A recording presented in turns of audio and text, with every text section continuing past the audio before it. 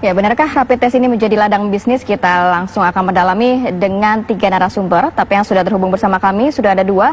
Ya, ini sudah ada Pandu Riono, ahli epidemiologi Universitas Indonesia. Selamat pagi, Pak Pandu. Selamat pagi, Pak Pandu.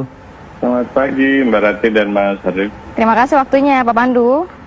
Kemudian juga ada M. Soleh, penggugat aturan rapid test. Selamat pagi, Mas Soleh. Selamat pagi, Mas Soleh.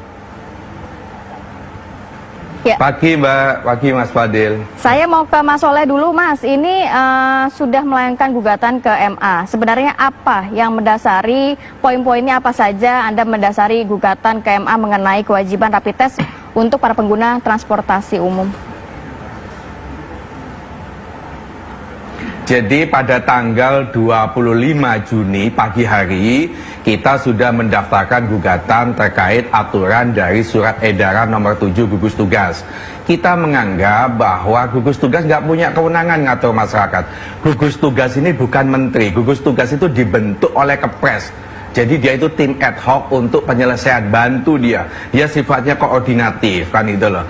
Nah tetapi dalam perjalanannya dia ngatur masyarakat. Calon penumpang itu mestinya yang ngatur keputusan menteri, peraturan menteri perhubungan.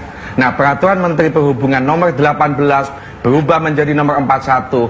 Calon penumpang nggak ada kewajiban rapid test, nggak ada kewajiban PCR. Yang diatur pakai masker, physical distancing, jaga jarak, kesehatan, ya atau pakai cuci tangan, masuk bandara tes suhu. Itu peraturan Menteri Perhubungan.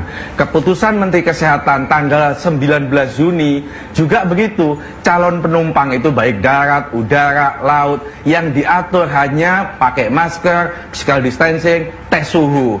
Tapi menjadi aneh kalau gugus tugas tiba-tiba membuat aturan yang dia melompat, overlapping. Itu pekerjaannya Menteri Perhubungan, pekerjaannya Menteri Kesehatan, tiba-tiba gugus tugas ngatur. Yang anehnya lagi, semua bandara, semua stasiun itu patuhnya bukan sama Menteri Perhubungan, tapi sama gugus tugas.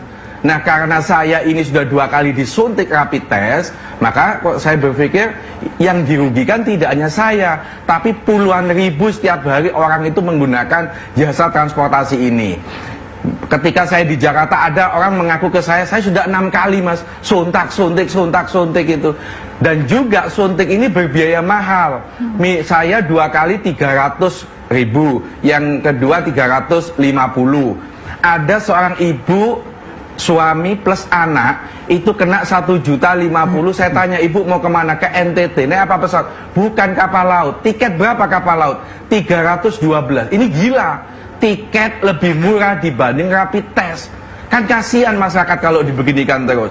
Bahwa ini ada wabah corona berbahaya. Oke, iya kita paham itu. Tetapi jangan masyarakat itu diperberat. Ini orang ditakut-takuti sehingga karena berbiaya mahal, akhirnya orang nggak jadi berangkat keluar kota. Yang lebih aneh begini, Mas Fadil sama mbaknya ya. Kalau kita masuk bandara, kita dites suhu. Kalau tes suhu kita di atas 38, kita nggak bisa masuk bandara.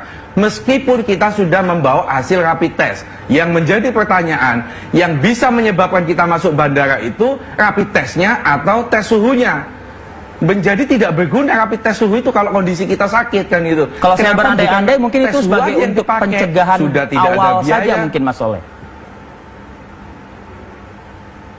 Mas Fadil, saya kasih tahu, yang namanya rapid test itu bukan vaksin. Rapid test itu hanya untuk mengetahui seseorang itu antibodinya itu lemah atau tidak. Itu rapid test. Nggak ada jaminan hari ini kita rapid test, nanti sore kita berangkat ke Jakarta, di atas pesawat di Jakarta kita tidak terserang corona. Nggak ada jaminan. Apa gunanya rapid test? Nah, tanggal 25 pagi kita gugat, sore sudah rame di media sosial, sudah rame di berita-berita online. Besoknya tiba-tiba gugus tugas membuat aturan berubah. Karena kita gugat itu dari 3 hari jangka waktunya menjadi 14 hari. Nah ini menurut kita butuhnya bukan berubah jangka waktu, tapi ini harus dicabut aturan ini. Karena ini merugikan masyarakat. Banyak keluhan, misalnya orang nggak bisa naik kapal laut, sudah kadung beli tiket, nggak bisa masuk pelabuhan karena nggak punya bukti hasil rapid test. Misalnya lagi ada di pelabuhan Gilimanuk ini banyak keluhan juga. Sopir-sopir mengeluh karena harus mengeluarkan uang 250.000 Iya. karena harus rapid test. Mas Kalau Soleh, Ya, kalau melihat kan tadi Mas Soleh mengatakan sudah diperpanjang menjadi 14 hari, tapi Mas Soleh tetap menginginkan untuk dicabut. Lantas jaminannya apa kalau penumpang-penumpang ini bebas dari COVID kalau tidak ada rapid test, atau tidak ada gejala, surat gitu. bebas, begitu. Sedangkan OTG ini banyak sekali. Loh, saya tadi kan mengatakan apa jaminannya saya hari ini rapid test, saya sudah naik bandara lolos, oke, besok lusa saya kena. Rapid test itu masih berlaku loh. Nggak ada jaminan juga. Karena ini bukan vaksin, ini hanya untuk mendeteksi saat itu ketahuan antibodinya dia lemah. Orang yang reaktif hasilnya belum tentu dia kena corona. Bisa jadi kena virus lain, influenza dan lain-lain. Jadi ini nggak ada jaminan. Itu satu. Yang kedua, bukankah kita sudah dites suhu yang di atas 38 karena demam atau penyakit-penyakit yang lain, dia nggak bisa berangkat. Tes suhu ini menurut saya jauh lebih efektif dan tidak berbiaya, tidak merugikan konsumen. Itu satu. Ya, yang ketiga begini, rapid test saya ini pagi itu hasilnya nggak bisa kita tunggu loh di rumah sakit. Malam baru bisa keluar hasilnya. Artinya apa? Kita sebagai calon penumpang nggak bisa saat itu mau berangkat ke Jakarta, nggak bisa saat itu naik kereta, nggak bisa. Baru besoknya. Jadi bukankah ini menurut saya mempersulit kita sebagai calon penumpang gitu loh.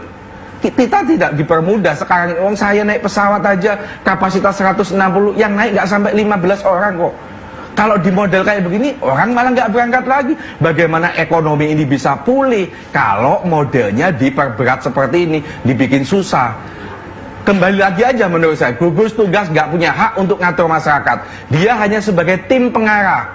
Barulah Kementerian Perhubungan, Kementerian Kesehatan yang membuat aturan larangan itu, bukan gugus tugas. Yang Anda fokuskan ini gugus tugasnya atau rapid testnya? Ya, karena yang mengeluarkan aturan itu gugus tugas. Saya hanya membuat argumentasi ada dua tadi. Satu, dia nggak punya kewenangan. Sudah nggak punya kewenangan, aturannya menyusahkan masyarakat. Oke, baik. Saya ke epidemiolog Universitas Indonesia, Mas Pandu, Pak Pandu Riono. Ada komentar Anda soal keluh kesah yang dialami oleh sebagian masyarakat yang kemudian juga dirasakan oleh Mas Soleh tadi di Surabaya? Iya, sebenarnya rapid test yang untuk mendeteksi antibodi itu sangat tidak akurat. Jadi dia hanya mendeteksi antibodi yang biasanya lebih dari seminggu baru terbentuk antibodinya dan bisa dideteksi oleh rapid test tadi. Tidak pernah dianjurkan rapid test untuk screening maupun untuk diagnostik. Karena hasilnya non-reaktif itu bukan berarti dia tidak terinfeksi. Iya, dia bisa saja terinfeksi. Karena kan yang seharusnya dengan PCR, dengan swab gitu, itu akan jauh lebih akurat karena mendeteksi virusnya. Dan kalau hasilnya reaktif, artinya positif, belum tentu juga dia infeksius. Harus diperiksa lagi dengan PCR. Jadi menurut saya sih, kita hentikan saja penggunaan rapid test. Sejak awal ini memang bermasalah. Saya tidak tahu kenapa kok tiba-tiba sejak awal itu rapid test menjadi pegangan. Memang waktu itu kapasitas testing kita untuk PCR itu masih terbatas. Sekarang sudah mulai meningkat, bahkan harus ditingkatkan. Kita hentikan semua untuk rapid test. Nanti kita pakai untuk melakukan survei serologi, karena itu yang paling penting, Pak Pandu, bukan untuk deteksi. Baik, kalau boleh mengutip dari pernyataan tim komunikasi gugus tugas yang menyatakan bahwa ada 3 alasan kenapa rapid test ini masih dilakukan atau masih digunakan oleh pemerintah.